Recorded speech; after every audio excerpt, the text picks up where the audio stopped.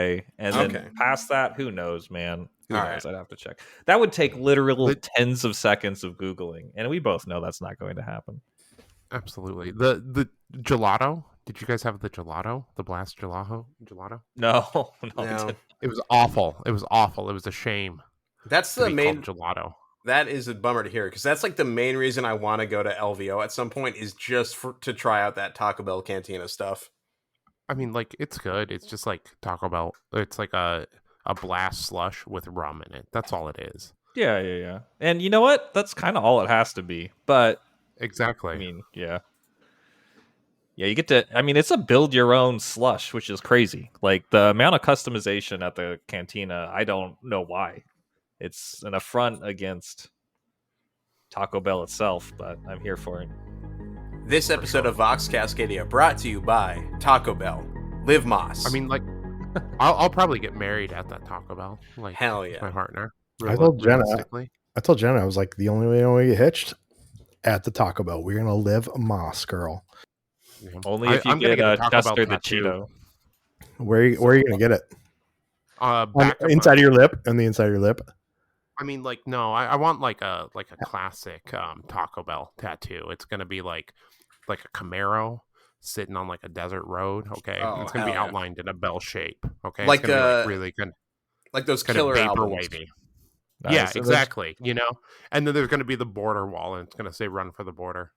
Okay, I thought you were gonna say the little chihuahua will be just like coming out the back or whatever, asking, you care. Also, we don't have an intro now, Chuck? Is this just the intro to the pod? I noticed you just kind of turned it on. We're 2 minutes in. No, you did the intro there. You said this episode is brought to you by Taco Bell, though. So, we spoiled our special guests. I think they started it. But welcome, Zack, to Vox Cascadia, now live with us for the first time. Oh, thanks. Yeah, great to be here. Thanks for the invite on. I don't think you're really selling it there, Zack. You're like, oh, thanks. Great to be here. He's like, no one told me Connor was going to be here. God damn it. The immediate aggression. Okay. Well, I mean, it's a tempered aggression is what gets you a golden ticket, which we're going to talk about tonight. Yeah. Congratulations, man. Like, I don't think it could have gone to anyone better than me, Than you. Well, if you wouldn't have got sick and actually showed up. I know. I was rooting for you, so I couldn't be there. You were my next pick, so I'm glad I went to you. Wow, thank you so much. Thanks for that, buddy. Fuck you too. No, actually, Zack was my number one pick. I didn't want to. I was say, Chuck, I feel like you were driving me there, and you're like, I really hope you take it. I was like, okay. No, it was all the get in your head. He wanted you to like get nervous and lose so that he could take it. No, I absolutely wanted Zack to win it because Zack is someone who's stayed the course with their team through thick and thin, unlike Connor, who bailed on his fucking robot. I tried to. Okay, I tried to make them work, but I wanted him to enjoy the game. Well, I couldn't think of anyone better to represent our community, like as a whole. Zack, I'm really, really happy you got one, especially so early in the season.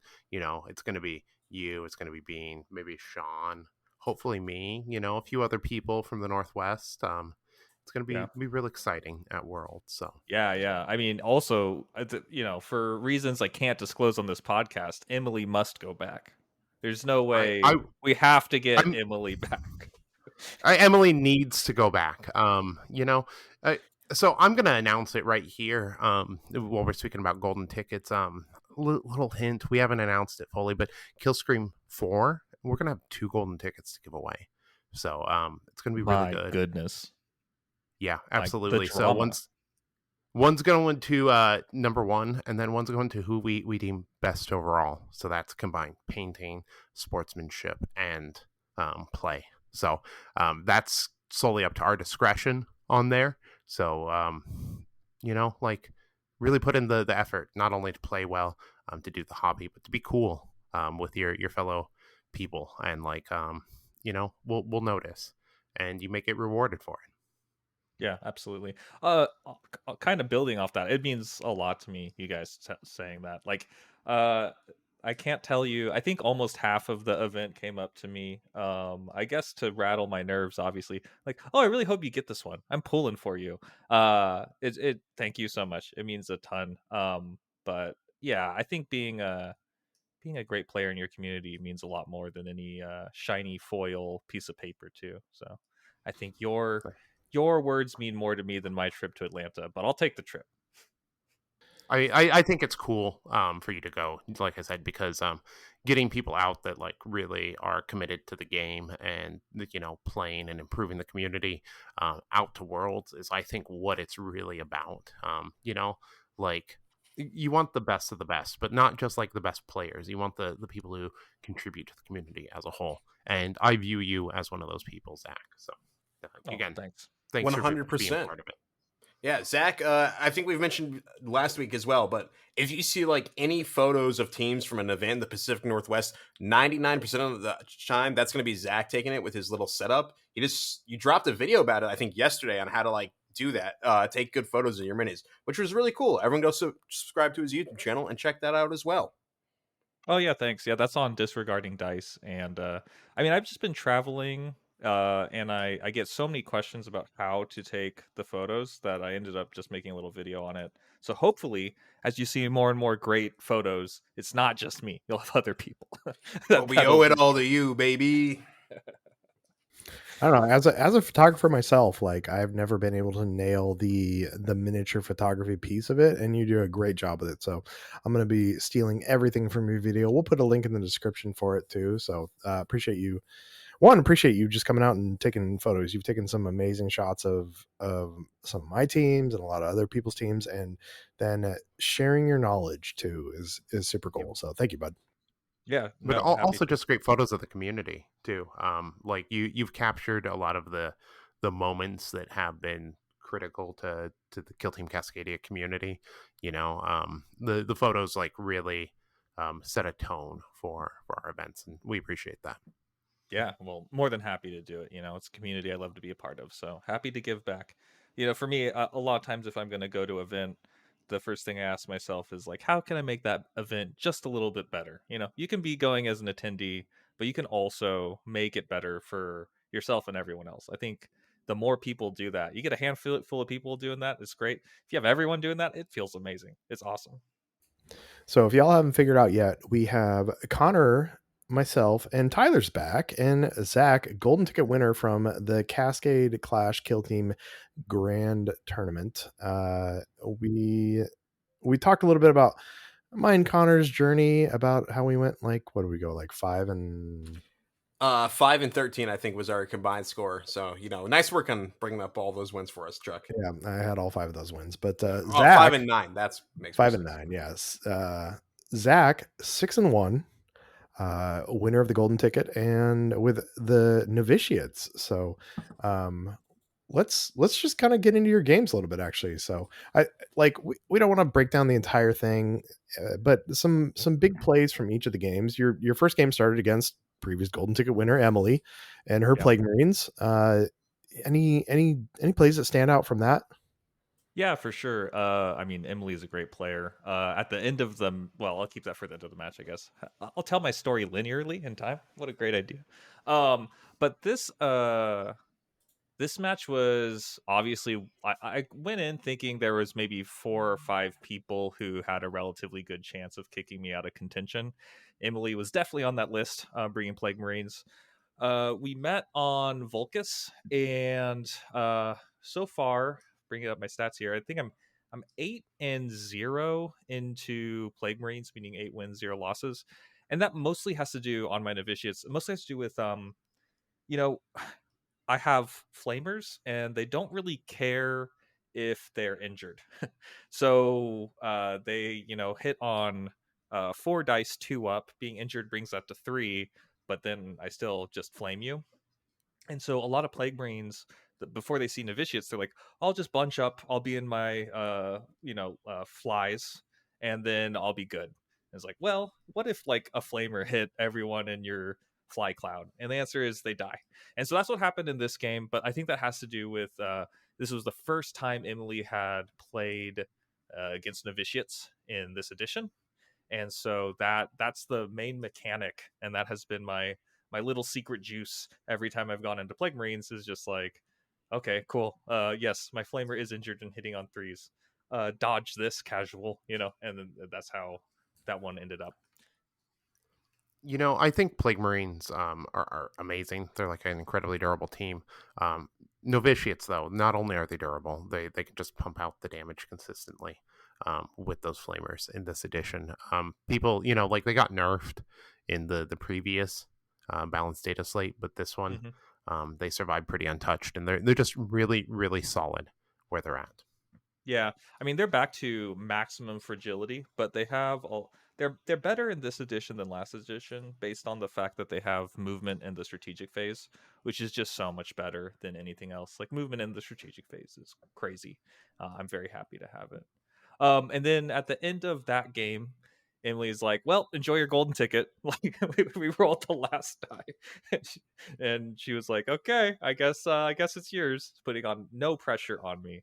But that's how that game wrapped up. I think with I don't know 4 or 5 dead plague marines by the end there, just because the novitiates do have some crazy offensive profiles, and the gals die now pretty quickly, and so most of my faith points go towards offensive capability, and that means the your plan of well maybe they just won't eat through my wounds is not really a workable plan.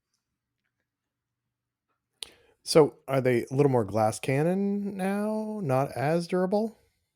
Oh yeah, I think like they had this, I don't know how much we want to get into it, but they had this ploy called Defenders of the Faith. They still have it.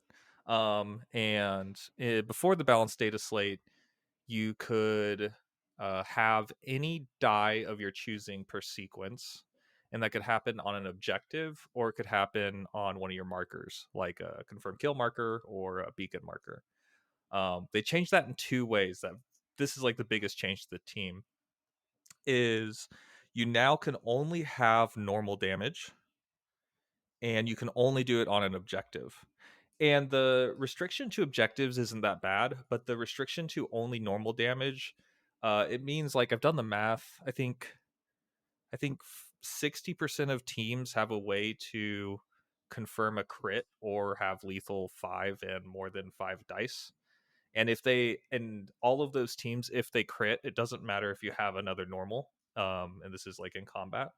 And so pretty much what that means is the ploy doesn't work into over half of kill teams. Like it just like the math, like you can play it and it'll never change the math ever. And then versus the other 40% of teams, they can just roll a crit and they'll still kill you. Um, and the chances to roll a single 6 on 4 dice is like 52%. And so like a team with no ways to confirm crits has a 52% every attack to ignore the ploy, and then a melee focused team is going to be able to crit you once. So all that is to say is the ploy doesn't really happen anymore, and so they're just standing there with 7 wounds all the time now. They're a little harder to kill in shooting, but they're completely glass cannon when you're fighting. So let's move on to round two. Round two, you ended up against Eric and Eric's Rattlings. And it looks like it was a 15-9 win for you. Was that an Into Dark board? It was table 5. I think I played on that one like 3 times. Yeah, that was. Oh, that was that your sweet spot table? Yeah, That the was my one with sweet spot table. Yep. has the room in the center, the long room on the left side if you're on the blue side. Yeah, this one was interesting. I think Rattlings are just a really interesting kind of kill team.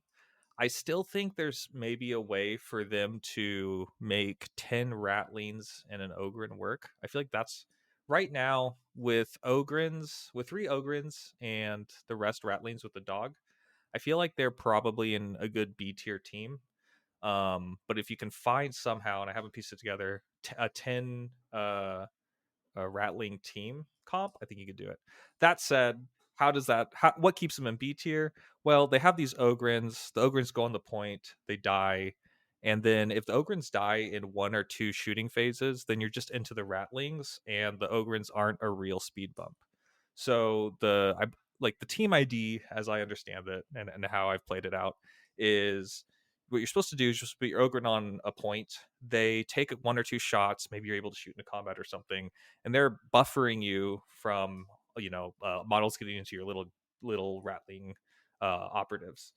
but the Ogren wound pool is pretty high at 16. The way they save is just not good enough in the current edition of Kill Team. Like high wounds without a lot of damage mitigation from other places.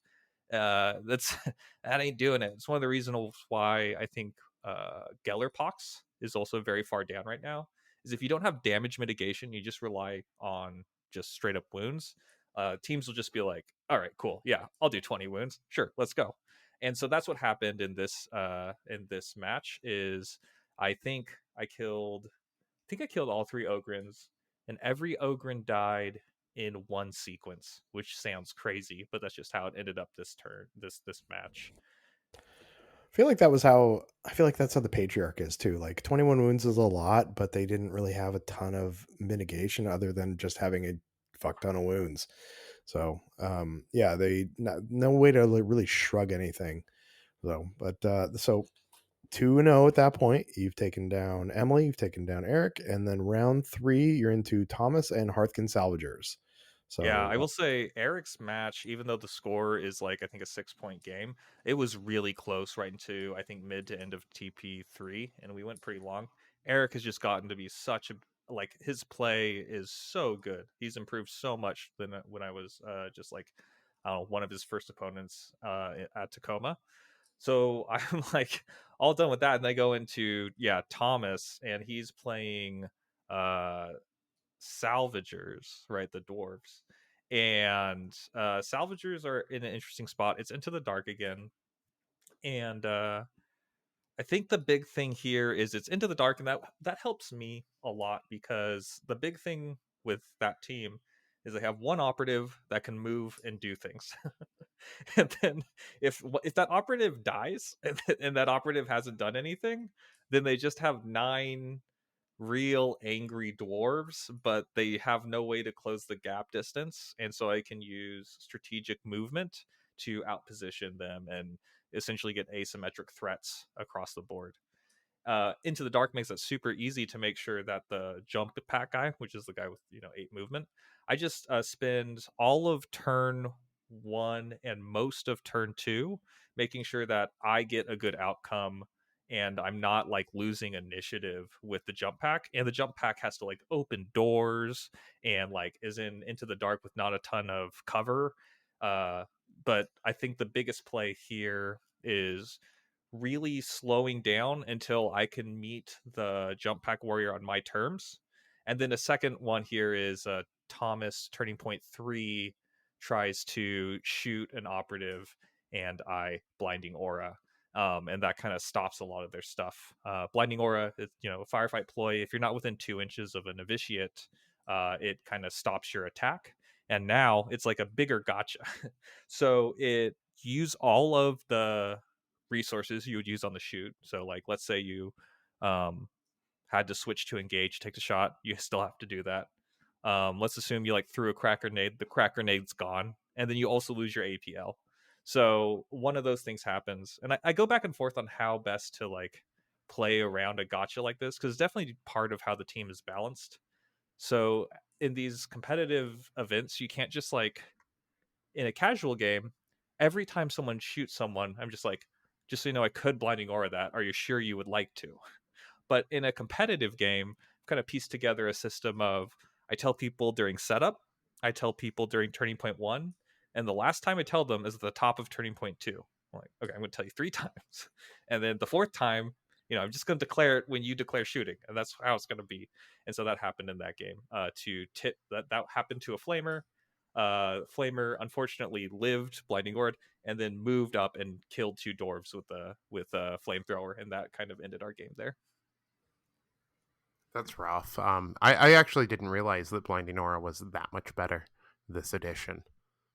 Yeah, it's crazy this edition, honestly. During the first part of the edition, everyone was thinking novitiates were these crazy like healing monsters, and that's true. That was true with some matchups for sure that didn't have the math. But even when they just die in a tap, the fact they have blinding aura and the fact that they're fast now, you get a lot of, and then of course faith points to confirm attacks. You got a lot. You got a lot of tank in the gas, or gas in the tank. There we go. I really should give them a shot again this edition before they go classified fully. Yeah. Hey, Tyler, let me sell you on a team. They're called Novitiates. They're the best kill team ever made. I mean, Absolutely. like you don't have to do much to sell me on Novitiates, you know. Like they're one of my all-time favorites. I had to retire them for over a year because they were so oppressive in the meta, you know. So Yeah, if anything, Tyler's going to hop back on him now that he's seen it can be done. Oh yeah, let's do it. All right, so going on to round 4, it looks like you're up against Christian with his Yeah, Felgor. Christian. Yeah, this is Felgor on Volcus, and right now I think I'm 3-0 into Felgor with Novitiates. And the surprising thing about this is Novitiates used to absolutely hate this matchup, but now they have 5 melee operatives, roughly, if you count a whip. I don't know. I'll let you decide how a whip counts. But I'll tell you what, the whip is 5 attacks, 3 up, lethal 5. So assuming it just has to confirm a that's crit. incredible. Yeah. That's exactly. incredible into goats. So. Yeah. Especially like because the profile is the same on shooting too. Confirming 2 crits, easy peasy. Yep. And I can also confirm a crit with Faith Dice, and now that used to cost 3. That used to be like the big spender. Now it costs 2. Okay, yeah. And I can see how that's pretty good into goats. yeah, well, the Wombo combo does not stop, so we have that going for us. And then on top of that, we also have access to at least 2 double fights every turn, because the penitent always fights twice whenever they fight, or can fight twice, and they don't need to be buffed. Like in the previous edition, you had to set up, how do I get her to fight twice, whatever. That's gone. That's not a thing. And then also the whip lady grants you the ability, she grants you 1 inch of movement if she whips a gal, 1 inch of movement, a free fight, and then the ability to double fight. And so that what that can mean, and I think what we see in this game, is I can do 3 double fights in a turn. And that really changes the math on goats, because they're like, oh, I'll just go up and hug you. And you're like, all right, well, I charge you, I frenzy you, I heal D3, and then I fight you again and you're removed. And they're like, wait, are you out full into my goat's dead? And you're like, yes, that is in fact what has happened here. Yeah, I can see why that'd be a rough matchup for goats. Like you said, I remember at the start of the edition when you were looking at the data sheets, you're like, "We're a fighting team now," and it's kind of worked out for you, at least into that matchup. Yeah, for sure. So into day 1, you're now 4-0. How are you feeling after that? Yeah, honestly, at this, I'd be lying if I didn't say I felt great, because there are a couple people who show up to this event that I think might be, like, relatively large problems, and they all have losses. It's only me and my opponent, we'll talk about in a second, Sean. We're the only, or no, not yeah, we're the only one with all wins. And Sean is on Rekkas, which I'm not too concerned about. So I mean, dice can always go crazy. So that's always happening, but just based on the field and what we have left and the fact that we're 3 rounds to go, feeling pretty darn good. So into day 2, round 5, you played Sean. So Sean on Rekka Crew, you on Novitiates. What was the board you guys played on? Was that open or Volcus or Into the Dark? It was an Into the Dark board, and it was an Into the Dark board from LVO. And I love LVO. And I really like what they try to do. That said, I think their Into the Dark boards lead to some problematic issues for some teams in certain matchups, certain missions. And so while I was playing Sean was playing the Into the Dark board. Like, his number one opponent was how he was going to get the Rekka crew around this board and not get shot up and killed, or be able to even shoot any of my operatives. And so the map advantage here very much in my favor. And so I think it was so non-reciprocal. I don't know how the LVO maps are like counted or whatever, but essentially it's like one where there's a single room on the right side if you're on blue, and then there's like a large room in the middle where you have a home objective for red, and then there's like a small room on the left. And like, I don't know, from red side, if I'm recalling the colors correctly, it's just an uphill battle. And I had side choice, and so oftentimes Sean was like, all right, I move and I open a door. Cool. Or like I move and I score. And it's like, cool, I'll just be, you know, a 5 point or whatever I need to be away from your charge range to get through the door. So you're never going to charge and fight me. And then you can't move, dash, and shoot me. So I guess I just get to, on every single flank, of which there are three or whatever, three lanes, I'll always have first attack. And that's pretty brutal when it's 10 models versus 8 models. Well, I think that the mission was loot again too, right? That could have been yeah, that sounds correct. I think mission 1 both days. The first round both days was loot. And it was loot. That's gonna fuck Rekkas too, because their action economy doesn't really work unless you're shooting stuff and you got to open doors and you got to tap points and stuff. So just not a good time for Rekkas. They can't blow through those walls like they'd like to. I think they should be able to. I think you just stop playing the objective and start killing people. Yeah. No, I feel you. On this map, though, there's just like, I'm just far enough away that, you can push up your Rekkas, but they're not, like, I'm going to be able to flame them or shoot them or something by the time, and then you're reliant on, a 4-up save, and I have a bunch of faith dice. It's rough. You have to survive the counterpunch. It's one of the rare matchups where I wonder if you don't take armor, which is obviously a terrible equipment, but like you're in for a penny, in for a pound, I think, a little bit in this matchup on a map like that. And armor, some detail, it gives you 1 more wound and it takes 1 inch off your movement. It'll never make a matchup favored for you, but it could make a terrible matchup slightly less terrible, but still terrible for you. I've never actually taken armor ever, so I just go fast and try not to die. So I've actually been thinking about armor a little bit more, because I feel like, especially on some of the boards, if it's a short edge board, that extra inch maybe won't make that much of a difference, but that 1 hit point might. So did Sean take armor on this one? No, he did not. No. Okay. Yeah. Oh. Jenna's been lying to you. The extra inch matters. Bro, come on, man. I didn't say. Sorry, it was just too easy. It was just hanging there, and I had to. That is the one. I mean, like, not really hanging there, but Chuck? like, just kind of. It's what?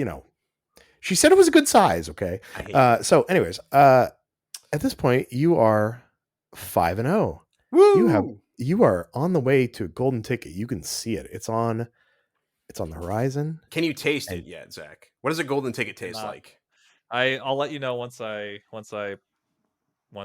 have it in my possession. I want you. Yeah, I need a video of you licking the golden ticket. Or just taking a bite. Licking feels way more sensual. Yeah, I want that.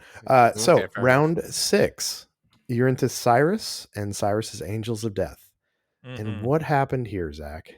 Yeah, well, I mean, I want to say Cyrus is a great player. I think this is his second event that I've seen him at. I think second event he's been to.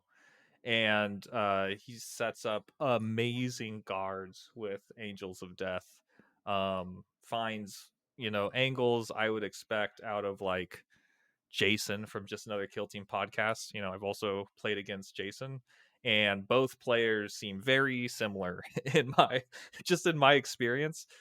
Really, really great, just ability and understanding of where to place stuff and where it goes. So this is like a really even game with not a lot of killing. And I think throughout mid game, we're really neck and neck.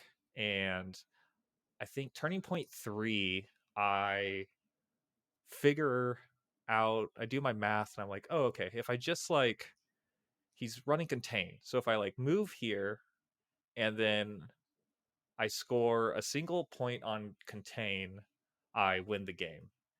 And bonus, there on my left flank, there's an empty room because I've killed 2 Marines. So I just need to move my icon bearer and then move and score what do you call it? Take ground. So I'm, take a hatchway. And then like there's nothing. There's actually nothing to do from there. It's it's impossible to lose. We got it. And I learned a few things very quickly about the rules. So we're relatively low on time, and we play out the turn pretty fast. And I like a lot of things happen really back like right back to back with one another. Like I blinding aura like a frag grenade, and then I was like, okay, cool. Well then, like, can you shoot the frag grenade again?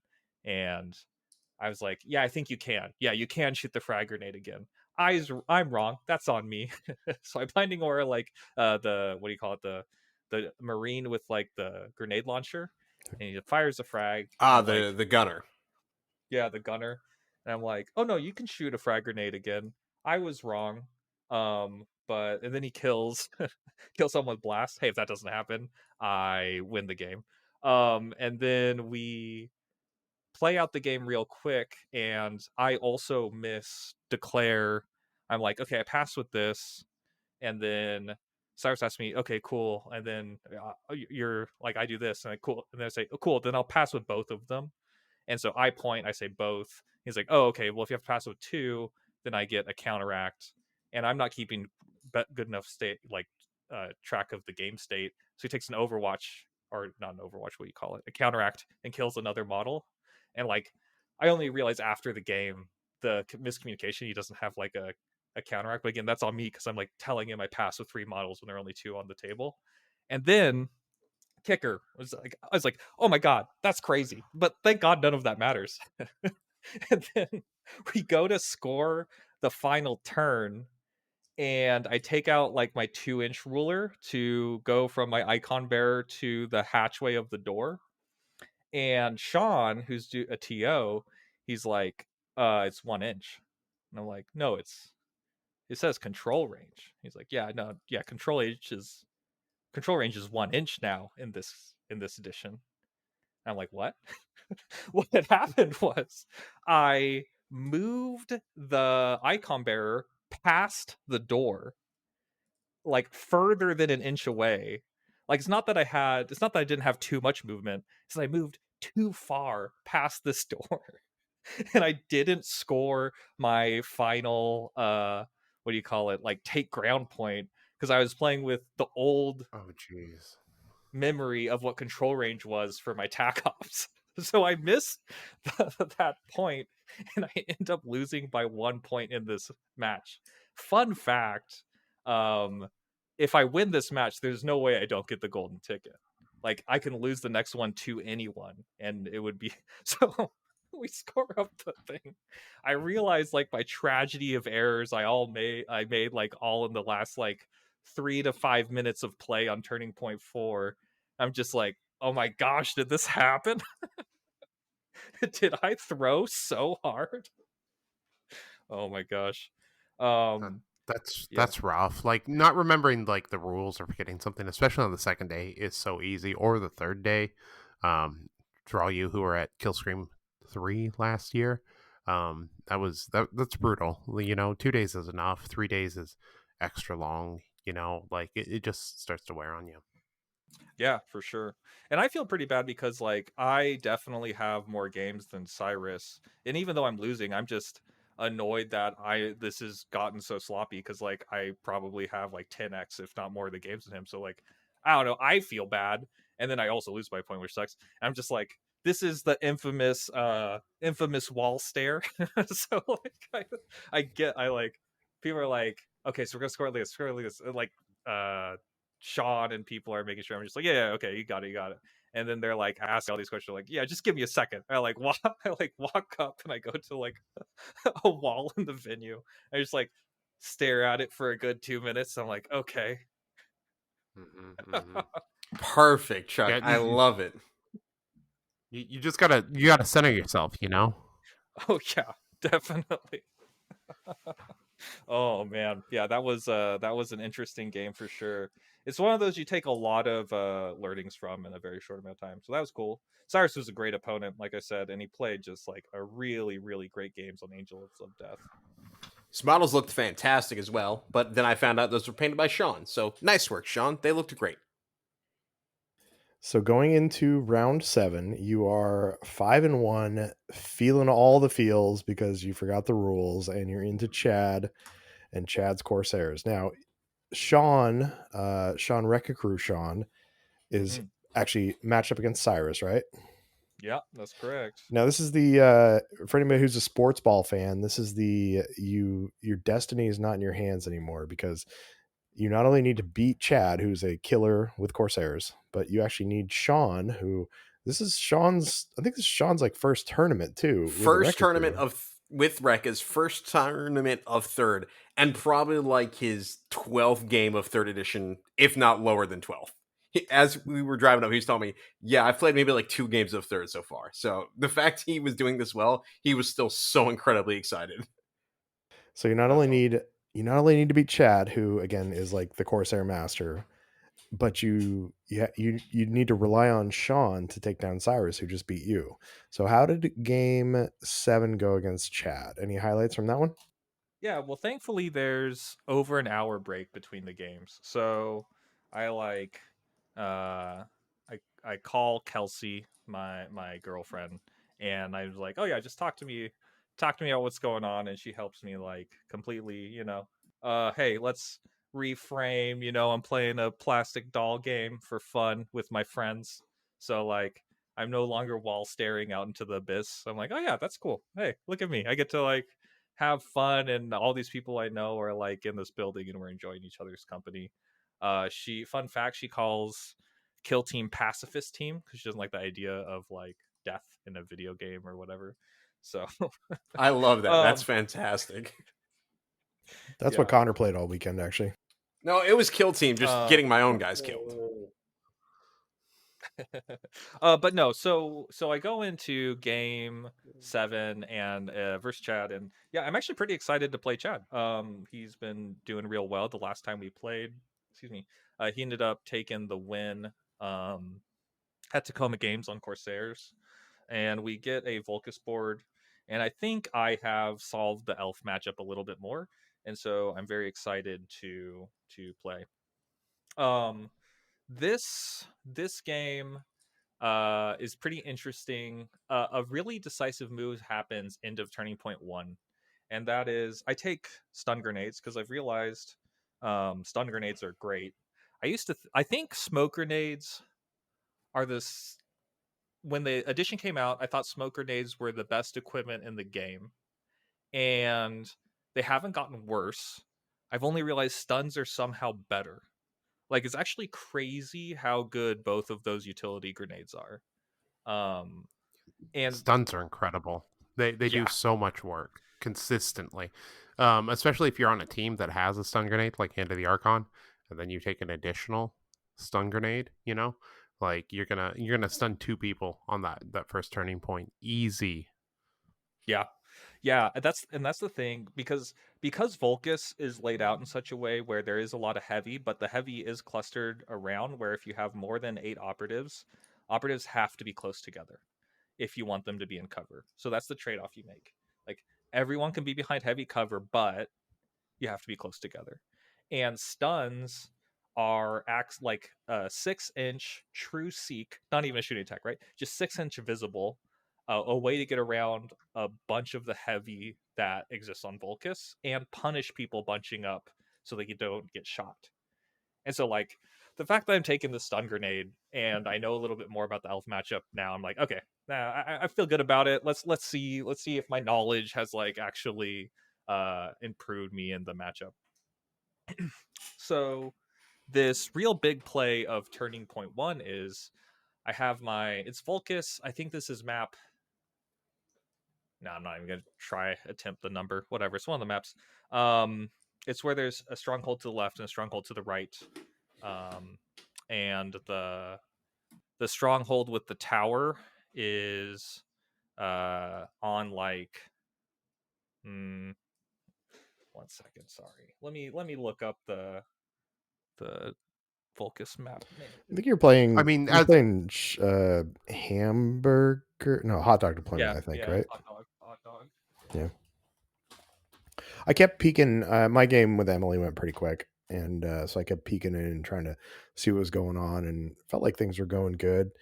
I actually, spoiler, Sean actually pulled out the win against Cyrus. So at this point, Zach just needs to win, and he's got the golden ticket.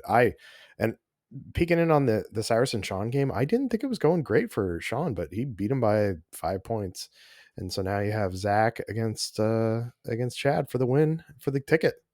Yeah, and so end of turning point 1, essentially, Chad gets up on Vantage. I'm trying to see if I can stun grenade him. And then I realize, oh, I don't have to stun grenade this person on Vantage. I have to be within 6. I can use a Novitiate ploy, which is Seek Light within 6. And so he has his Wayseeker up on the second story of a rune, so it's light cover. So like, oh, move dash shoot, kill. And it was with my leader with their plasma pistol. And that really puts Chad on the back foot for most of the rest of the game. Good kill to get. Nice work. Yeah, thanks. I think Chad's able to grab initiative turn 2 and turn 3. That kind of keeps him in it. But honestly, like, I also am using a novitiate ploy called Ardent Vengeance, which is punishing on expended operatives, which makes it so easy to trade into elves. Like, if there's an expended elf there, if I get a crit, I get another hit, and I can upgrade a crit to a hit. And so now novitiates are incredibly efficient with their offensive faith point usage, because it's almost like you get 2 for 1. If you make a hit, a crit, you also get to turn a miss into a hit. So with 2 faith points, I get an upgrade and essentially 2 upgrades. And so with that, I'm able to just like start taking elves off like no one's business, and I'm the one who started the trade. So the elves die. The Wrecker crew takes out the Angels of Death, and Zach walks away the champion of the Cascade Clash Kill Team Grand Tournament with a golden ticket and going to Atlanta. My goodness. Yeah. I mean, bravo. I was super pumped for you. Like I said, I was pulling for you for the whole thing. Like I didn't think I would win it, so I figured that I was going all in on you. And yeah, congratulations, buddy. You're going to Atlanta in November. Yeah, I can't wait. It's gonna be awesome. Are I you will bringing say one Novies? thing that I Can you bring Novies? Yeah, that's the question. Can I? If I can, I will. And then if I can't, I don't know. I got to figure out if Sanctifiers or Inquisition is closer to which one is more Emperor like. I think strong arguments can be made for both. Well, we're recording this on Tuesday evening, where we got the rules for the Goremongers, and then we got the fluff rules for the rest of the box, and then tomorrow morning actually is when we're going to see what the Sanctifiers do. So, are you pretty excited for that one? Oh, incredibly excited. Yeah, I'm definitely planning to do a video series about Sanctifiers, regardless if I end up playing them like long term. But that's right now my plan. I don't know if I don't know what the future holds. As soon as we get a real sisters team, I'll tell you what, immediately back on those gals. But Sanctifiers and Inquisition are right now my top 2, and now I have to decide. I have a, what do you call it, a embarrassment of riches for which team I'm gonna jump to. Yeah, I feel like I think there's so many good kit bash options for both of the teams. Yeah, so true. Yeah, we'll see. We got a little bit of time. Who knows? Maybe the box right before Worlds will be an actual sisters team. I don't think it will. I think Hey, our Ecclesiarchy don't team steal this from me. Listen, yeah, maybe if Zach wins Worlds, then they'll give it to us. Is that what it is? It's no pressure, buddy. Oh, cool. Yeah. Hey, I'm really rooting for you for this one. Okay, I've heard this before. Exactly, Zach. Just go win Worlds, and they'll have to make you a sisters team. It's that easy. Oh, all right. Nice. Well, congratulations. You're representing the Northwest, and like Tyler was saying earlier, hopefully Bean gets a ticket, Sean gets a ticket. hopefully Tyler gets a ticket. Who knows? Maybe Connor will pull one out at Adepticon with blooded. Yeah, no definitely gonna game get strikes. one at Adepticon. Maybe at Killscream I can snag one. By We're that gonna time have of to year do when a everyone Killscream. else has snagged one. That would feel like a little bit of favoritism, man. Well, that's why I I'd think you're have out to of the win. running by default. So you got to do really good on the painting and the playing to get it. How would that be favoritism if I finish first at Killscream? I mean, like if you finish first, go for it. Like or That's just what I finish. meant. I'd have to win that one, not the Yeah. the painting and playing well, because that I would be like, I don't want this. This feels unjust. Well, you do have a chance at Adepticon. It's coming up next week. Actually, we are this time when we're recording this. A week from now, we'll actually be hanging out in Wisconsin. Well, you'll be. I won't be there yet. No, you'll be there by now. You're saying you're No, landing I land on Wednesday. I think you're there on. Nope. You said Tuesday. I earlier. said Wednesday. All right. Well, we're gonna have all the fun before you get there. So Fair enough. You're getting out there real early. I'm gonna be there. Yeah. So there was a little snafu with the hotel scheduling, and it was basically like come in a day early and hang out in Wisconsin in downtown Milwaukee, or we pay like twice as much for the room. So I'm gonna hang out in Milwaukee. Right. Well, that's reasonable. It was, I looked at it. I was like, oh, I could probably swing. Going. No, hotels were so expensive. The flights were so expensive. Yeah, sure. He signed up for. He got the hotel like the moment they announced it, so he got a really good price on the hotel. Scheduled us an extra day on accident, and then when he tried to change it, they were like, "Yeah, it's going to cost you twice as much to drop a day." So we're just going on Tuesday. I think Greg's meeting us up on Tuesday too, and Nick will be there, and then Connor will be there eventually. Yeah, so you have one night awesome. without me. Enjoy it. Thank fucking God. Connor, have you been to Adepticon before? I have not. I'm very excited for this. I have my whole little list of celebrities and hobby celebrities I want to go see and get photos with and be a little fanboy for. So I need you guys while you're there. I need you guys to go find Jamie Spears and or Jamie and Sydney, and go buy their indie game for me, Lictor, and some stickers while you're there. So yeah, I can do all right. that. Well, Jamie, you got to remind me. I won't remember now. I will. Yeah, I will. Tyler's that's the one thing I really want. Chuck's memory's starting to get bad. It's an indie game called Lictor, like a Gene Stealer Lictor. I mean, like I didn't even know her. Kind of Lictor. Ah, gotcha. Okay. All right. Yeah, that's awesome. Also, Connor, you should definitely. One thing that I didn't know about at Adepticon is they have a couple of different booths that do old sprues. It's almost like going into eBay, but in real life, in terms of like, you want a sprue of X, you want a sprue of Y. I got some painted, this army. I would budget out. Honestly, if you give yourself $70 of funny money, it's crazy what you can get if you're looking for specific sprues or whatever. I will definitely do that because I just got my tax return. So thank you for the heads up. Yeah, for sure. You could also just drive down to Mindtaker and hang out with us. That's true. I do check the Mindtaker site pretty regularly, but it's also fun to do it in person. It's the bits box that's really the joy. Wait, does Mindtaker have a bits box? Oh yeah, they got a big one. Yeah, they got a they have a trough. All right, you guys have been holding out on me. What the heck? What do you mean? We've talked about it. Like this is the first time so hearing good, about man. this. Okay, I gotta go. Mindtaker's like Shiv is a real sanctuary for like tabletop gaming. Mindtaker is like the hobbyist, the wargaming goblin center. Like it is the supreme goblin cave of all that is hobby. So like a dragon sword of gold. All right, absolutely. Talking about nerds hiding in caves, I did want to make one announcement that this is a surprise announcement even for the three of you. Ooh. Oh yeah. Ooh. I want to announce the pre-after party for Tacoma. Oh, hell yeah. Hell yeah. It's gonna be on so Friday. We're definitely gonna do a repeat this year. So if you're cool and if you're listening to this podcast, you're cool. Hell yeah. You'll be invited to that. We're gonna I'm do on like it, Chuck, so most people are. We're gonna do like I'm gonna rent out a little space and we'll go and we'll chill and hang as just like a way to spend time with each other, maybe not around a board game for a few hours. It's always a I'm great so time. excited. Yeah, honestly, that was one of the best parts of last year's Tacoma. Just like hanging out. I thought the hangout night was incredible. Thanks for putting it on last year and again this year. Let me know if you need anything, Yeah. Zach. So Hopefully this year we don't have to have Zarin grab pizza. Someone else can. But boom, there's Zarin's match out for the episode. We love you, Zarin. Yeah. Also, if you haven't Venmo'd Zarin for the pizza from last year, make sure you do. Yeah.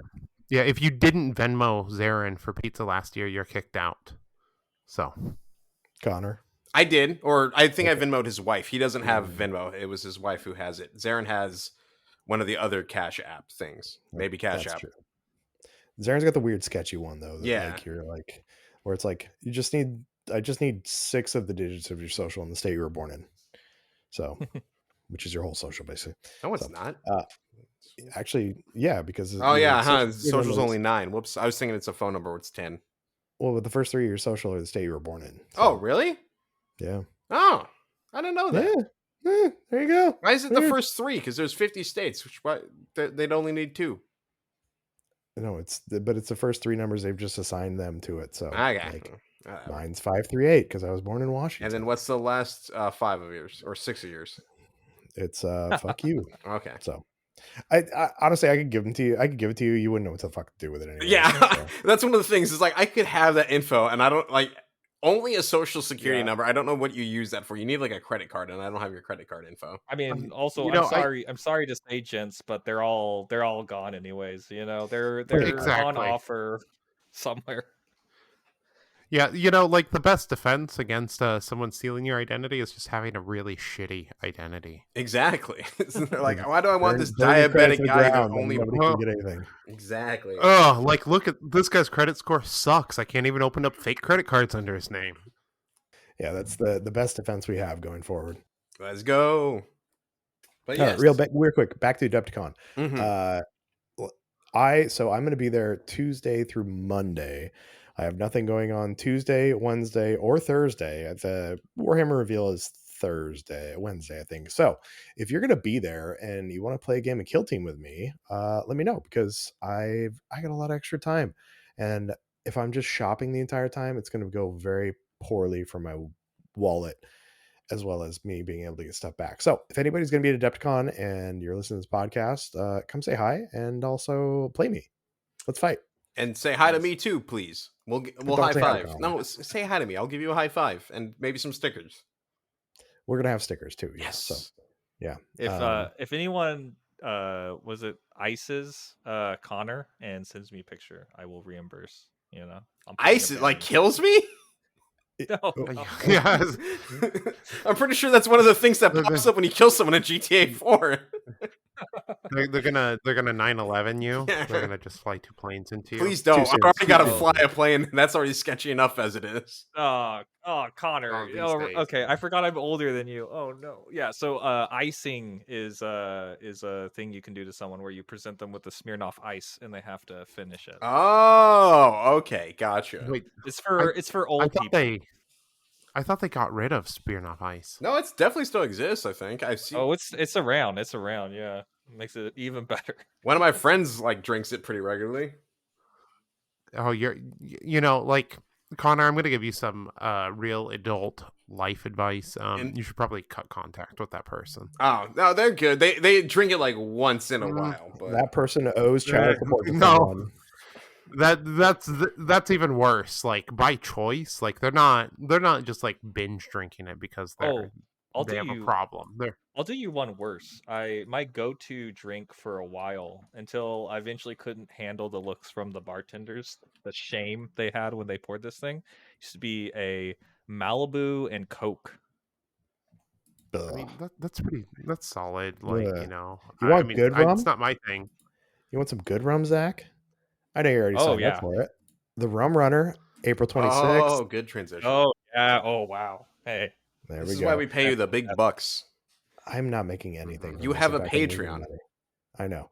We'll get to that in a second. But April 26th, Zach brought up rum. April 26th, the Rum Runner. It's going to be a 3-round tournament in Sandy, Oregon at Just Rum. It's $55 for entry, but you get two real good drinks, not Malibu. Sorry, Zach. And lunch, Malibu. as well as 3 games of Kill Team. So we'll have a link in the description, and we're more than half sold out now. Actually, I think there's only 12 tickets left. So Nice. Awesome. People want to get drunk and play Kill Team is what I'm learning. We got to open a market on Absolutely. this. It's going to be a really good time. It's going to be really focused on social play. We're going to be doing some weird maps. I'm bringing not Beta the Decima. I'm bringing my standard Beta stuff. Decima. You guys are going to play on it. Oh, you should make it though that the little a custom thing around a Barbie-sized pool, and the water is actually rum. What? Yeah. I mean, Wait, no. Beta Decima is 2 playable, Chuck. Wait, just do a couple more things to make it worse. Sorry, go, Connor, go. Yeah. So instead, the board, make it a normal board, but where the water would be, put an actual tub full of booze. actually, how we're playing is you can purchase. So there's no equipment points, but you can purchase equipment, which is shots of rum, and then for each shot of rum you take, you can put down a barricade whenever you need at any point. We're also This just seems going to have dangerous. we're gonna have a It's a incredibly promo code for dangerous. Uber, so you can actually get back to town too. So, or you can Yeah, just stay in Sandy, Oregon. Maybe we need a hotel deal Oh, with them man. too. Amazing. Yeah, we're gonna reach out to the hotel across the street. So if anyone needs to crash there, you can. So This But is we what do it- makes you the best in the business. I couldn't describe a better Kill Team event if I tried. That's right. It is going to be fun. There are a few tickets left. They're going pretty quick. Nick, get your fucking ticket. Connor, you gonna come down for that one? Zach's already got his. I'm not sure I can make it, sadly. It sounds like a good time, but I just don't know if it's in the cards at the moment. Yeah, well, two full alcoholic drinks also would just It probably would kill me. destroy you. It's maybe more dangerous than normal soda. It's true. So, but tournament's coming up. Zach's one of our patrons, and for all of our patrons, we actually started a channel in the Kill Team Cascadia Discord, exclusive channel where you can get in if you are a Patreon, Vox Cascadia or patreon.com/Vox Cascadia podcast. And one thing that was brought up, and I think this is Greg's idea, is a Patreon punishment for any time that myself and Connor and Tyler, or any combination of the 3 of us, play a tournament together. And as we've announced, and you all know that next week Connor and I are going to be at Adepticon together, so Holding hands. We're going to be at maybe. Adepticon and we need punishments. We're going to be at Adepticon and we need punishments. So Zach and Sean were very, very excited to dish out potential punishments. So I have a few of these to go through, and we'll have to narrow them down, and then we'll probably, I guess, and maybe we'll get a vote on it from the Patreons. So if you want to put a vote on this, see what you're going to make Connor and I do based on whoever does the worst at the tournament, you can join us, and we'll announce next week on what we're actually going to do for the loser. So like 3/4 of these are Zach's, some of these are Sean's, Nick has one in here too. So Patreon punishment for the person who has the worst record. So one of Zach's was, loser has to paint a mini while recording the podcast for as many podcasts as it takes to finish the mini. Connor's already distracted enough when we do this, so I've been painting all evening and being okay. Yeah, okay. Another one that He's Zach almost had was, been here for like a fifth of the podcast, Chuck. Okay, that's fair. That's That's almost better than 20%. he came in on cue a few times. What more can we ask? Exactly. Yeah, I had to ping him in Discord, text him, and then also call him to get him. Yeah, that totally happened, Chuck. I did ping you in Discord. Did you really? Jeez, you just naturally jumped in on that one. Yeah, Okay. I realized I was sitting something and deal with bits. Yeah, it was nice. So Fuck you. loser has to wear a silly hat to kill scream. Zach said, Zach, that was one of Zach's as well. Greg said maybe another tournament. Sean said the loser has to buy Connor's mom a nice dinner, and Connor said that he buys his mom nice dinners all the time, and we're looking for proof from that one.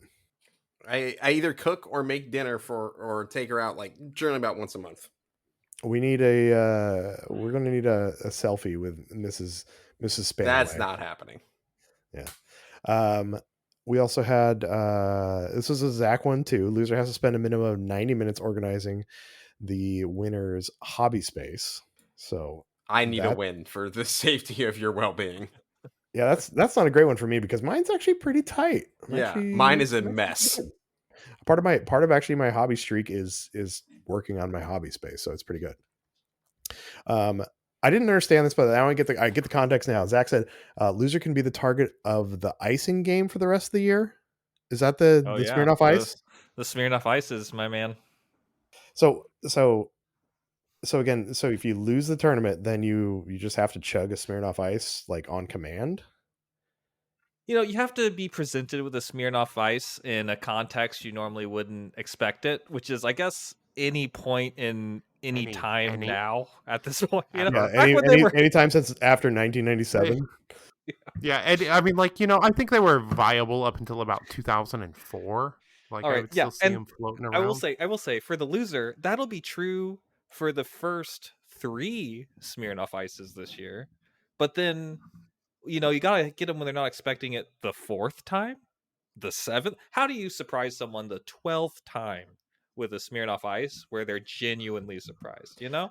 I mean, I just show up to like Connor's work and like I'm like trying to get past security at the naval base and with like screaming, Y- "I have your ice, Connor! Connor, I have your Hey, ice!" I will say, that is the most peak KTC content I could imagine. And tell me it wouldn't work if you showed up to a base and you're like, "Hey, I have some booze. I'm gonna like prank my friend with it." Yeah, okay, let's I could, go. I could 100% talk my way onto that base. I know I could. I'm there to fix a printer. You know. What you do is you bring a ladder. Have you guys seen those videos where like any person with a ladder can walk into any place pretty much because you look like you're like, "Hey, I'm here to fix the AC or something." I don't think Yeah. any of these ideas would work. I mean, I do have a security clearance, you know, and like I know as a government office you have Xerox printers, okay, and I'm a Xerox contractor. Officially, I have a badge. I have my security clearances, and you guys are having a printer problem. You know, I have a ticket for Connor, so like he's in this building. I'll find out what building you're in. I mean, I have a suit and I can get a clipboard and I can get some like aviators and be like, "No, this is actually a surprise inspection, actually. So of course you don't know about it. So I'm gonna need to see your supervisor. His name is Connor Spaneth." Oh yeah, I mean, for like sure. it's not Yeah. like Pose most as of a the people spook. haven't been Hell yeah. fired from government positions recently anyways, like they have security, you know. Yeah, I feel like that's not as hard to get in as we All think right. it Well, let's is. just wrap that in the box. Think about that under the, icing, Yeah, item you there guys on can the have list. fun trying to break onto a military base, and then when I'm the I only one think able to host the podcast because I'm not in federal prison. that would go way worse for Connor anyways because I have an alcohol tolerance because of the problems that I have. Connor does not because he's got different problems. So you ice me all you want. I'm good for it. All right. Loser has to play their next event only. Actually, so hold on. Loser has to defend the use of symbols over numbers in an open letter to GW, asking them to return to symbols only. Now, I said that I'm on board for this win or lose, and Zach said I can't do it unless I actually But you throw. gotta lose. You gotta throw. Look, only the loser can do this. You can't steal my great ideas as just like whatever. This is a losing idea. I like the I mean, elitism of the symbols. Bring them back. there's a lot of things to fight for in this world, but I think the most important thing is to bring back the symbols. I agree. Wow, haven't You heard know, like worse takes. You're all cowards. I don't know what to say. if you can't decode the symbols, you deserve to play kill team, you know? Like it's like Look at these the band ivory poster. tower podcasters just casting You know, judgment from. it's like these, yeah, absolutely. You know, it's like when you're walking down the street in Portland and you see a poster for a show, and the bands are anal cunt, you know, and fuck on the beach and stuff like that, and you're like, a normal person, they'd be like, ew, I don't want to see anal cunt. But a weirdo, like someone who's extreme, like hardcore motherfucker, then be like, yeah, anal cunt. I want to go see that grindcore band. And they're gonna go see him, and only the coolest motherfuckers show up to that show, you know. Yeah, but I'm not showing up to Anal Cunt because they kind of sold out. So I mean, I like their old you know, stuff. like Picnic of Love is like definitely. I think they're where they sold out. Yeah. So I mean, no, they're not on my list anymore. So I'd pass. So, Yeah, I mean, like they're problematic if you couldn't guess with the Yeah, like I anal mean, cunt. so if you could bring this kind of like anthropological, like, investigation of counterculture into your defense of symbols over numbers, that's the kind of, that we could see that in our lifetime. I want to see this in the open Absolutely. letter. I want to see Tyler citing anal cunt Uh-huh. in his Actually, I think defense of that we should symbols. change the symbols to the anal cunt logo. That In might get us different sued, though. I don't think configuration. that people can claim copyright over like trapezoids and triangles and stuff, but I think they'd be able to over the band name. Oh yeah, yeah, they're Mm, definitely super litigious for sure. No, they have absolutely. lawyers. They're ready to go after anyone. I mean, like, so, like, the lead singer of Anal Cunt, Shane Putman, he's an awful, awful, horrible Wait, this is human. a real Okay, band? You're not just making this name up on the spot? no, like they're amazing. I saw them like 2000 and I don't know 6, and then a few times before that. Fantastic Oh, they band. disbanded in You should check them out. 2011. Yeah, Shane Putman, horrible person. Seth Putman, But apparently. Seth Putman, yes. But he wrote a song called "Being in a Coma is Gay." Okay, and then he was put into a coma, and when he woke up, they asked him how it was, and he said it was gay. I mean, Connor, I want you So to like, Connor. Can you Google anal cunt? and see I if there's that? specifically did after he said I had to Google anal cunt band because I was afraid of what would come up otherwise. And we're getting anal cunt, also called AXCX and AC, was an American grindcore band that formed in Newton, Massachusetts in 1988, a decade before your boy was born. Wow. So I They never had a I'm gonna bassist. might have to tag this episode as explicit, but I'm gonna muse over it and see. So, back to our punishments, because Yes. that was your punishment for the last 5 minutes. Sorry, uh, hearing Tyler scream "anal cunt" over and over again. Loser has to play their next event citing symbols and cannot use numbers. So, All right. Let me just pitch it real quick. It sounds relatively simple at the start, right? I used to use symbols. I'll use symbols again. One, no, you didn't. You didn't use symbols. You were playing this game. There were symbols in the book. Guess what? Half of the symbols in that book had a number over the symbol. Okay? You would be like, is that within 2? Is that within 1? Even if you were still using all the symbols, even if you only cited uh triangle, circle, square, pentagon for 6. I don't know if you remember that abomination. Okay, even if you did that, now there are more measurements everywhere. like 8 inches, 8. 9 There are inches, 7. 3. So There's many people have 7 inches of movement. 7-inch movement. Yeah, It's everywhere. You're that's gonna a have pentagon. to play. That's a pentagon and a triangle. Yep. Or hey, go crazy. That could be oh, you can't say numbers. Oh my, it gets even deeper. You can't say this is 2 circle away. You have to somehow, you can't even say if something's 12 inches away, you can't say it's 2 pentagon. This is pentagon away. Okay. This is an impossible task and you will fail. But the thing is, everyone will look on at your failure and rejoice. Yeah, that would be pretty great. I think that's solid. Also, Tyler, I need you to redo all the symbols in the anal cunt language. So, like, anal's going to be like probably Dear based on God. GW, anal be 5 inches. Cunt's going to be like 2, maybe. I don't know. You'll figure it out. You're creative. I'm not. Sean said, I think making them paint a WizKids mini is a good punishment. So one of those high quality, are they like D&D miniatures? I think they have the WizKids ones. I take it they're not high quality. They're not great. I think I bought a couple because I was trying to do a D&D campaign. But no, they're Just like shitty resin type of thing. Oh, they're shitty plastic, which they're is worse. CVC. I could get behind like this, the pipes. but it needs a caveat. I don't know. I'm adding stuff onto Sean's. I'm on the podcast. You're not Sean. Ha. But I would say with the caveat, you can't prime and you can't prep the model because with these models, sometimes you have to like brush off the flashing with a toothbrush or something or soak them. None of Oh that. God. No Okay, primer. Satan. You just go, yeah, you just go straight onto the Whiskin model. Nothing. You get No, nothing. no primer. We can't prep it. Like, I think the only way to make paint stick to those models is literally to like wash it in acetone briefly. Yeah, those things are not exactly GW plastic. I think we are, as much as expensive as it is, we are spoiled by the GW plastic for what we do. So, You know, I saw a pretty good breakdown recently of how prices in the UK have rised, like for their utilities and stuff, showing like relative increases in GW costs, and it seems pretty reasonable, honestly, especially given like the other products out there. I mean, I go back to, is it eggs? Is it power? Is it water? Is it shelter?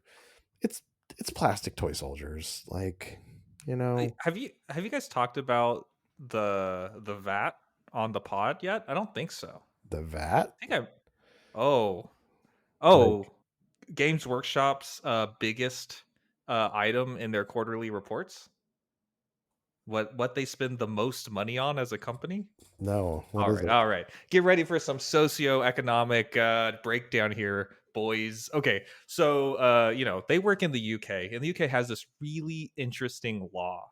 It essentially says they privatized their power supply. Yeah, why wouldn't you? Hey, that'll never go bad. Just wait for 5 seconds. Yeah, it's So they gonna happen privatize their soon. power. Yeah, right, exactly. And so they have this law where it's like, okay, well, households, they can be capped at X amount, no matter what's happening. We'll cap you at 7 cents a watt, whatever. Just an example. And businesses, you don't get a cap. When you like, don't get a cap. That seems weird. Don't get a cap. Yeah, you don't get a cap. There's Mhm. no ever any like there's no number that's above what it can be. Okay, well, let's just it's hypothetical here. Let's just imagine you're like a plastic company, and to make like the highest quality plastic molds that exist on Earth, you need really really fine plastic. You need to get them into molds real quick. To do that, you need molten plastic, and Yep. you need a lot of it. So you have a Absolutely. giant container of plastic at 200, no, 4, I think it's 400, I don't know, freedom units or whatever. I'm forgetting the number. I think America. it's 400 degree. Yeah, exactly. 400 degrees Celsius. And it can never drop below 400 degrees Celsius, or else you just lose money because you have to heat it all up again. So is that what they do to their leakers? They get thrown into the vat of plastic that is allegedly only plastic? Yeah, Could be. Yeah, that absolutely. makes sense to me. Okay. That's how they color it. Like when you get the red sprues, that's why leaks stop for a little while. They'll release a new board game. You know, it'll have like custom colored plastic in it, and that's usually the blood of the leaker. Nice.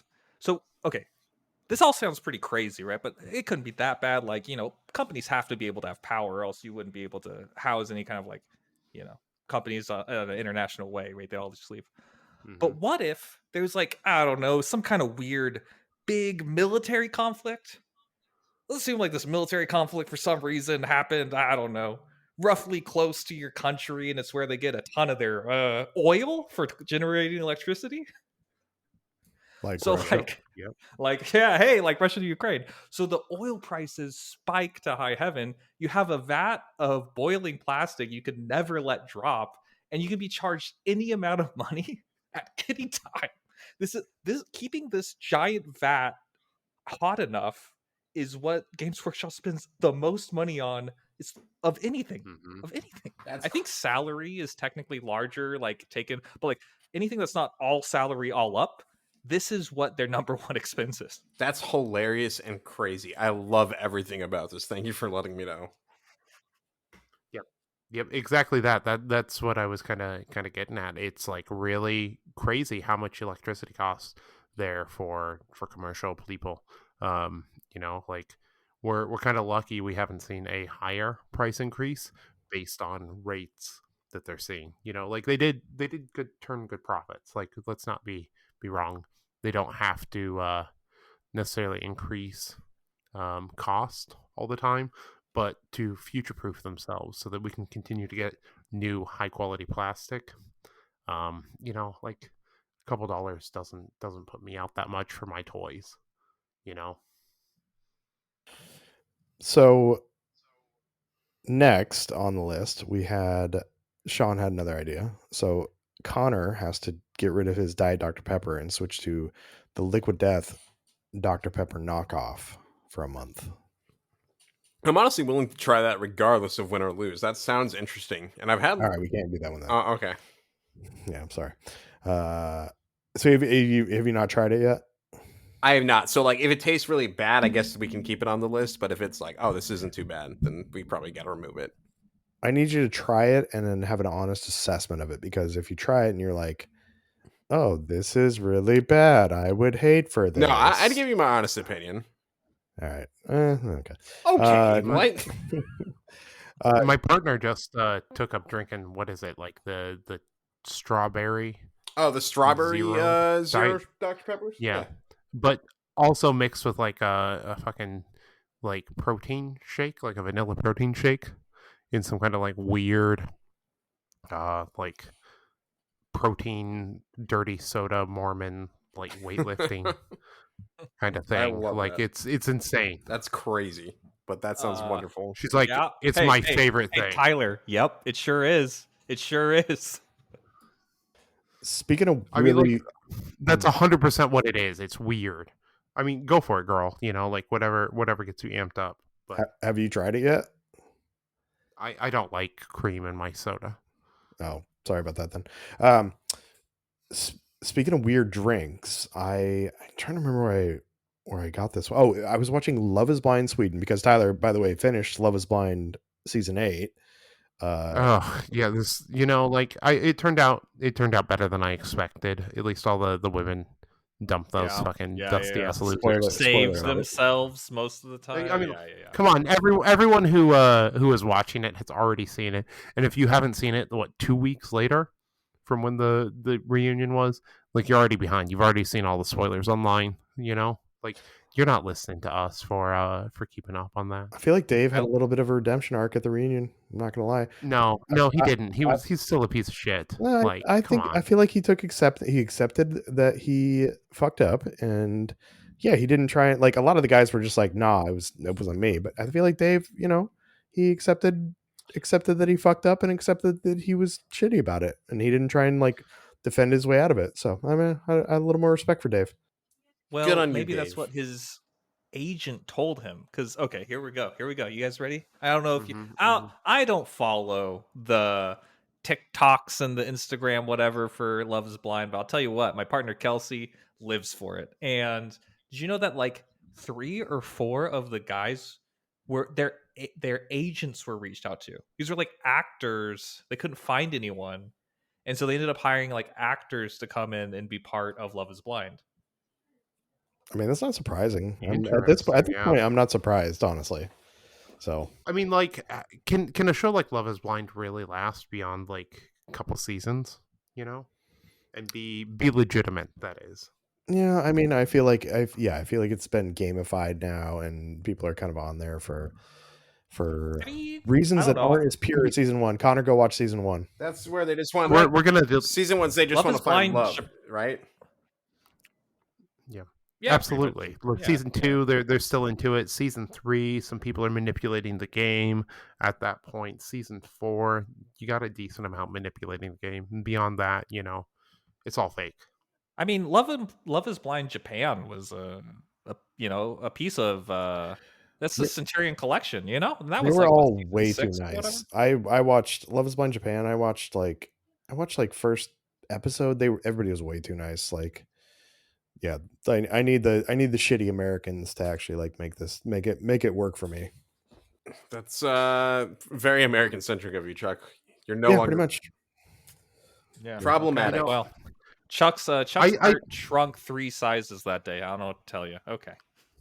I think that we need a reality TV show about us, a misfit band, starting our own convention and raising a scene of tabletop gamers up here in the Pacific Northwest. What would you call We'll it? act it up like I don't know, like King of Tabletop or something stupid. Like give it like some like stupid name that doesn't have anything to do with it, you know. And then like act up the drama. Like have you guys watched 30 Rock? A couple of Oh, episodes.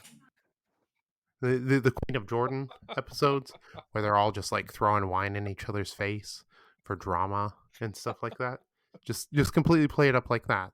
I think that's the future of tabletop I war just gaming. imagine So like the Pawn Stars version of you guys trying to put on Kill Scream.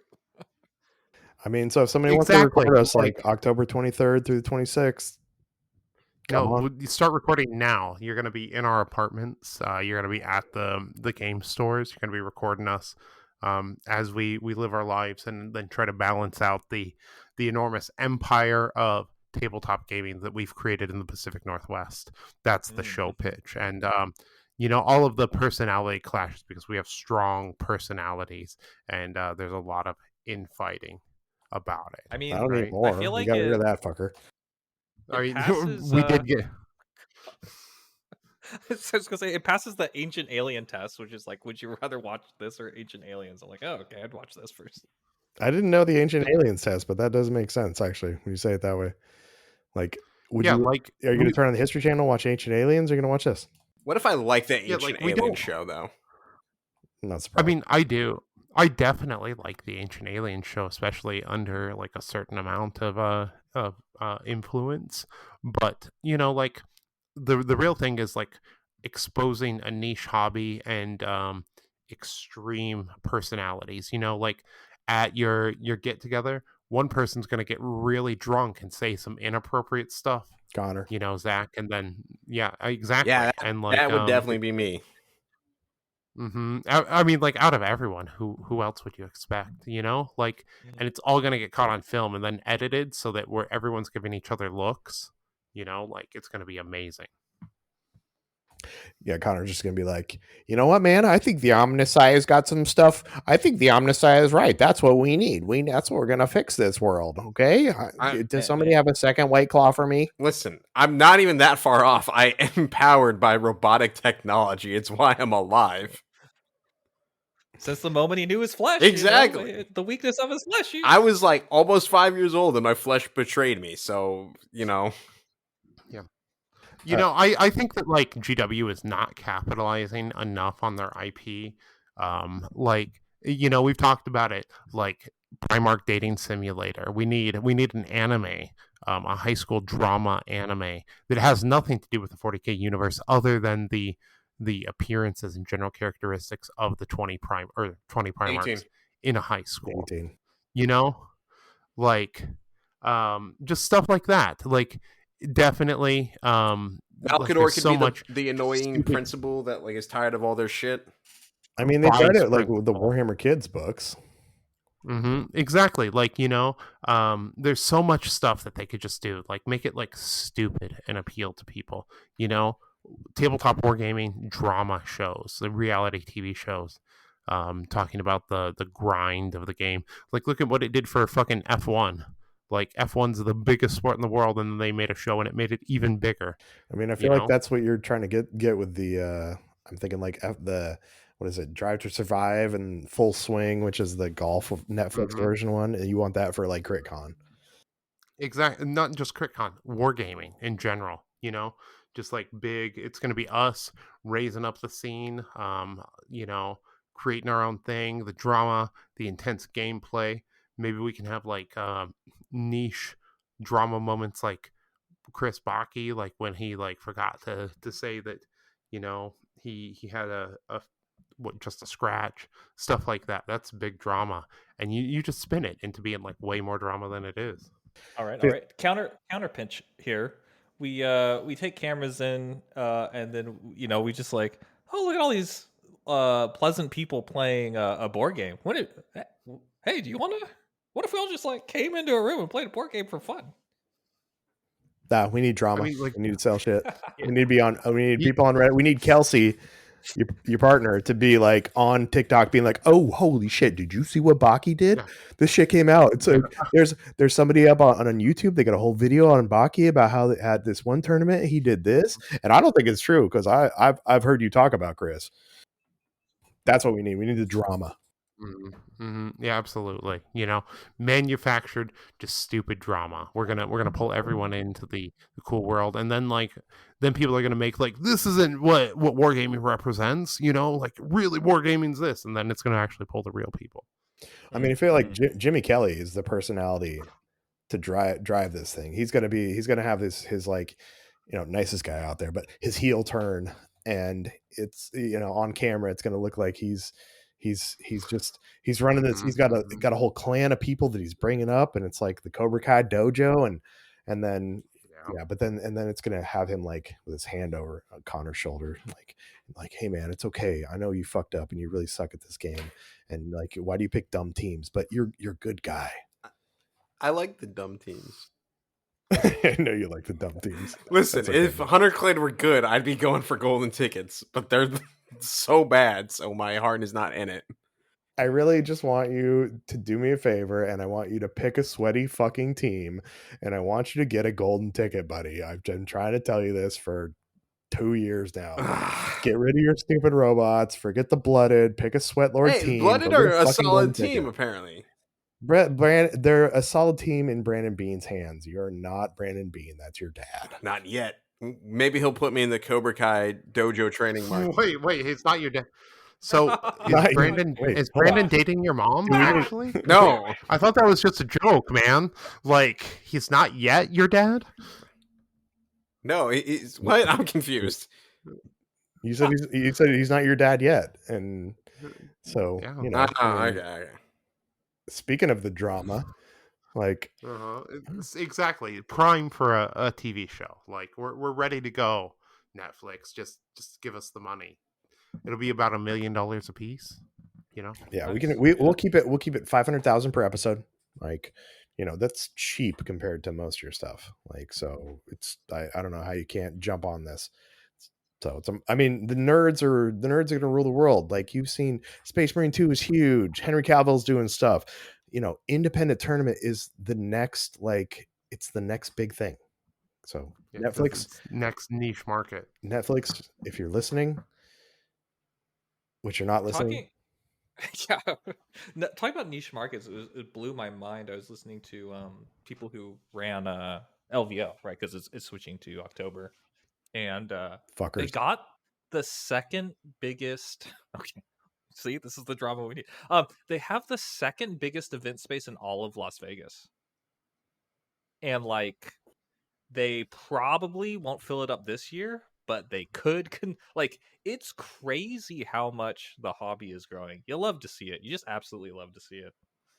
It's growing. It's gonna take a lot to fill it because, they kind of outgrew the Rio, but I don't know if they were outgrowing the Rio that much, though. Oh, I don't know. I think they could have a lot more, especially when you think about Adepticon, right? Like maybe if they just ran only tournaments, but they had to turn people away for 40K, or they hit their 40K numbers in less than a month, and then I don't know. I think it can keep going. Yeah, well, the fuckers tried to move onto our weekend, so we had to move off that weekend. So, anyways. So as a protest, I'm not going to LVO this year. Also, probably don't have the vacation time to do it. That's fair. Maybe next year. I think I wonder what their turnout's going to be like this year. So should be interesting. Yeah, agreed. Yeah, especially since they're coming up against CritCon in October too. So, And when is CritCon? It's going to be October 24th through 26th. Woo! Yep. We're signing paperwork. Tyler, did you check the mail for that credit card by chance? I didn't get down there yet, so I barely got home in time to make this. This Can podcast. I get a credit card, Chuck? Fuck no. What about a debit card with $10 on it? I'll get you. Chase has a kids account. Yes. I'll get you the kids account. Connor, do you need $10? No, I just want a card. Hey, you can let us know. If I was that bro, I let you know. I just want a card that says like my name and like a fancy business Do card. you not have? Do you not have? No, like, a but debit like card yet? no, I have cards. I just Did Sierra not let you have a debit card No. yet? I think it's a good decision by her. She doesn't let him have a debit card or drive generally. Pretty no, much. that's all true. No, I just want like a fancy company card. Now that we have a Patreon, that means we're a company, right? I mean, She Not she how also any of gives this him works. No. Dino Nuggies for dinner most of the No, time. I mean, I'm not mad at Dino Nuggets. Yeah, well, you're making that sound like that's a bad thing. I would kill to have Dino Nuggets every day. Zach, they've actually got vegan Dino Nuggies too now too. Yo. Oh, I am familiar with the vegan Dino Nuggies. Oh, Let yeah. me tell you. Thank you. Everyone always acts like it's crazy that I say I like chicken nuggets, especially when they're the shape of dinosaurs, as if dinosaurs aren't some of the coolest shit out there. I don't think nobody says that's crazy. It's all the other shit you do. Fair enough. All right. Speaking of shit we do, Patreon punishment. Nick Sherd said loser has to make up ad reads on the spot for fake products the winner gives. I think that's a pretty solid one. I love that one. Yeah. What's the second part of that? The winner the winner gives. So the winner makes a product. So I would say like Connor, you, since you lost, you went 0-7 again. There's the Omnissiah's douchebag. So it's the Omnissiah's like cleansing douche, and I need you to make an ad read for it. Wait. Are you talking about the cleansing by Mars? Let me tell you. Okay, this thing, I ordered it. It got here. It was great. Like, I don't know how it gets through the warp this fast to Necromunda. Have you ever had like your parts are getting a little squeaky, you know? You said, the weakness of my flesh was too much for me to bear, but now, the rust now I of need my to be grease. Yeah, right. The rust of my metal is too squeaky. This douche, you get it, and it costs. I actually don't know what the Imperium uses for money. Credits, I don't know. 3 Credits? children's Yeah. souls. It's okay. It's dependent on planet, actually. Yeah. So like different planets use different currencies, and different planets have different laws. So like on one planet, it's totally cool to like be like a gay anarchist, and on another one it's like cottagecore supreme, with like oppressive ecclesiarchy, which is not cool. I want a cottagecore supreme with oppressive ecclesiarchy. That sounds like you went into a real bad TikTok like doom scroll spiral there. Yeah, and that's where you ended up. This sounds like trad wife TikTok. Or you drove like what 7 hours to the panhandle of Idaho, There you go. That too. Very real. So then Zach, I think this one is yours too. By the way, this is the best one. If it's the one I think. This is torture. I can't do this one. Drink white monsters during the next X amount of episodes. I think X was the amount you of losses you lost by. Yeah. So you have to start recording earlier in the day. As someone who loves caffeine and synthetic caffeine and all the energy drinks, Celsius powder is my go-to. The white monster is the one that I will just not have. White monster is an affront to all things. I know there is no intelligent creator because of the existence of white monster. What's so bad about white monster? I mean, indefensible. I mean, White Monster is easily the best of the sugar-free drinks. Tyler, I know you're high, but you are so fucking high right now. You have, you need to get into the Monster Ultra line. The Monster Ultra line. This white bullshit they've got. No, sir. I worked at Applied Pantry. You worked at Applied Pantry years ago. You have not had the strawberry dream. This white monster new shit. You don't even understand. Ultra peachy keen. Oh my gosh. It's not good. Sir, you're missing out. White Monster is like the OG. It's the original. It like all the other ones, they taste sugar free, whereas White Monster just tastes like White Monster. White Monster tastes like piss. I will say White Monster is in its own category. You can't compare it to anything else. Piss. Nice. Like there's nothing to compare White Monster to. Yeah, and like that's what I'm saying. Like White Monster, come on. Like piss doesn't even taste like White Monster, Okay, we're gonna do a taste test. Okay. I mean, I'm picky about one of those. It's not the white monster. Can we hit up our monster? good Okay. friend Bear Grylls? Yeah, I mean, I drink my piss before I drink a white monster. I've never had a white monster, so I can't declare one side or the other in the piss versus white monster contest. Well, just go drink your piss, and you'll know that it's good. better than a white monster. Well, my piss is already sugar free as it is, so it might taste about the same. That's fair. So, like there's reaction videos where like people will try like weird stuff from countries, and they'll be like, "Oh, this is like spider eggs. This is terrible," and you like watch someone who's not from whatever the culture, Like experience spider that. Yeah, I mean, and like the common for food, America, spider egg. for America, it is the white monster. Like if you bring something from America for like someone to not try, and you want them to have like a terrible reaction, like they're eating like pickled like pelican eggs or something, you're like, oh, here's a white It's monster. actually a delicacy in America. Yeah, right, exactly. It's Pelicans are crazy. I love how they just like try to like put their mouth on anything and eat it. Like a baby. God, there's a mom joke in here somewhere, but I'm not going to say Thank you, I appreciate it. So I think besides the white monster, I think the most torturous thing that was suggested, and I can't remember who suggested. I think it was Sean. I think it was Sean. Actually, I think you're right. The loser has to raw dog their flight home. Now, for those of you who aren't chronically on the internet, raw dogging a flight means that you fly home and you don't have a book, you don't have a laptop, you don't use your phone, you don't listen to a podcast. You just sit there and you just fly, and that's it. Whoa, that's not well. First, we're not none of us have the last name Vance, right? So it's not the kind of thing you might first expect be the title. But also part of the raw dog experience is you must watch the flight tracker. Oh, you had to do a flight tracker too? Oh my actually god! like the You flight have tracker. to watch the flight tracker. Like the flight I mean, I'm not going to That's watch what it the you- entire time when I'm on a flight. You have to, apparently. I mean, if I lose You have that, to. yeah. I think I'd I've fall actually- asleep before that happened, but Yeah, Tyler was saying, Tyler's the one who's like, he's just out on a plane anyway, so he's okay with that. But like I was saying, is the hardest part is going to be, so like I have like a 3-hour layover, I think, in Minneapolis, like both ways. It's going to be me sitting there in Minneapolis just fucking staring at the person in front of me. Does that mean, so if you're raw dogging the flight, does that mean you have to get like a paper like boarding pass and shit too? I don't think that's like a part of it. No, you just you're unplugged, But I'm going to be in You my just- phone, and I'm going to see something. I'm going to like be looking for that boarding pass. I'm going to just get a little taste of those notifications. Yeah. I think you got to go paper Yeah, boarding pass too. I mean, I guess think if no- you had like any amount of willpower, you wouldn't have to, but that might be too much for you, Chuck. Yeah. Yeah. I think And you're not allowed to eat also during the transit. whoa, Just so you're that's hangry crazy. the whole time. Yeah, I'm not doing this. Unless you medically need to. I don't even mean like a Connor's medical reason. I would just, stinky.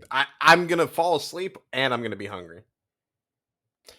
I mean, at least you're falling asleep. I don't know, the raw, I don't know which is worse, the white monsters or the raw dog, and it's probably the white monsters, but the raw dog is pretty rough too. So, well, Rob, Highlander Rob, the inventor of Sweat Court, said if we ever move to video podcasts, he says the winner gets to pick a silly filter for the loser: blushing kitty cat for Connor, waifu face for Tyler, robot Chuck.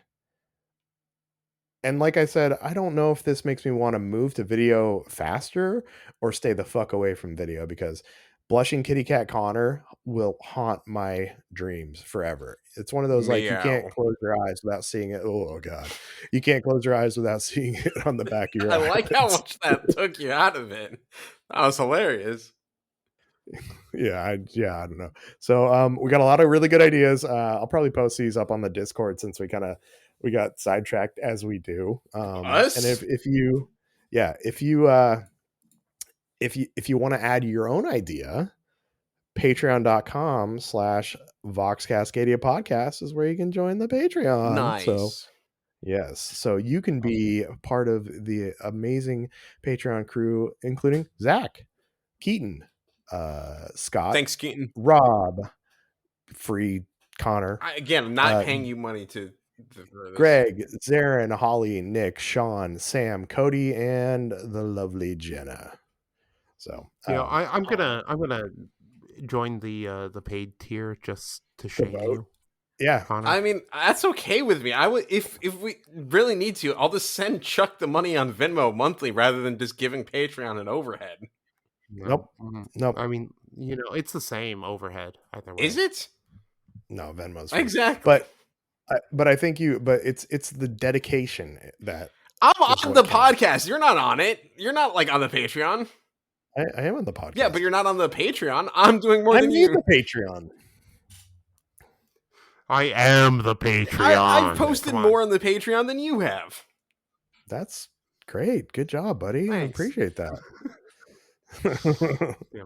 So, anyways, also okay. So this since we've gone way off the rails, as we usually do.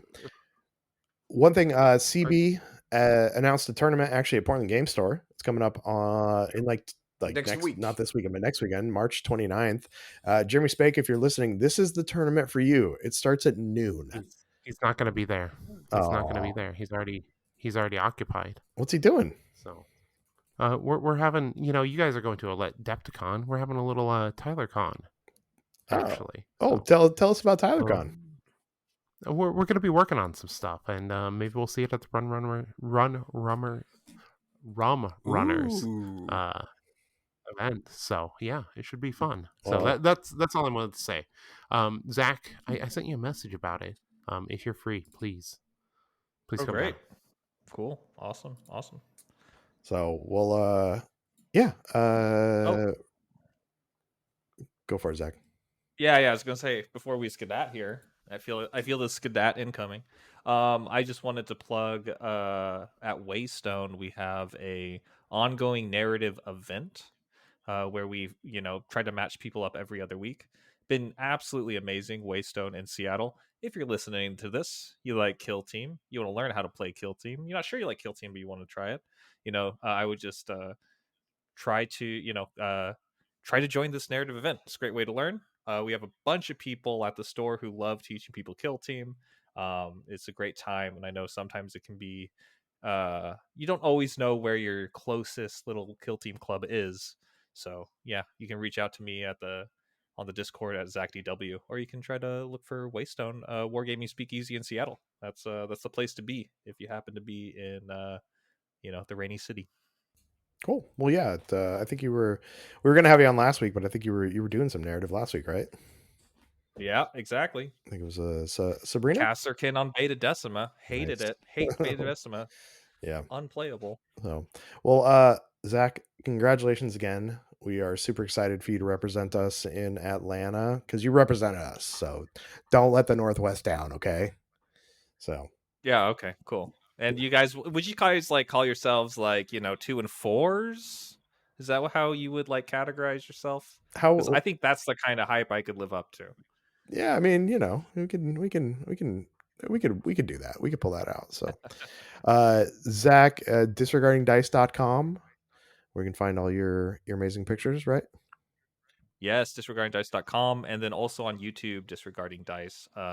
I have a guide on Novitiates that's going to come out hopefully this week, about halfway done on that, how to play. And then I also have how to take great pictures, how to take better pictures than Games Workshop themselves. Yeah, in 10 minutes or less. We'll pop some links in the show notes. Connor's at Spanaway on everything. I'm at Paint and Cave Minis. I don't ever post. At Vox Cascadia is also the Instagram for us that Connor doesn't keep up to date. At Lowbrow Minis on Instagram is Tyler. DiceHorror.BigCartel.com. Tyler, your last set of shirts shipped out, and you were teasing some stuff from Keaton. Yeah. Keaton's been working on a shirt for me, and he's actually working on this year's Cats shirt also. So he's got 2 things coming soon. Nice. I'm wearing last year's Cats shirt right now. Oh yeah. And then we got the Legalized Drugs and Murder Emperor's Children shirts are still up. I'm going to be closing those here soon. whatever orders I have, that's what it'll be, or capped at 25. So I'm only making 25 of those shirts, period. If you want one, you got to order one. So. Well, thanks again, Zach. Congratulations on making it through the guillotine gauntlet that was the Cascadia Clash, and you got a golden ticket. So, Connor, you gonna go golden ticket next week at Adepticon? I don't think that's going to happen. That seems rather unlikely. I believe in you, buddy. I think you can do it. I don't doubt that I could. I just think I would have had to practice a lot more if I wanted to do it. Oh, well, you've got 7 days.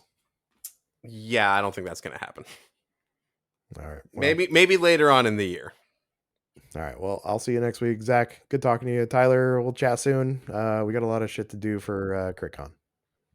Yeah, absolutely. I'm starting to get in crunch mode. Have a good night.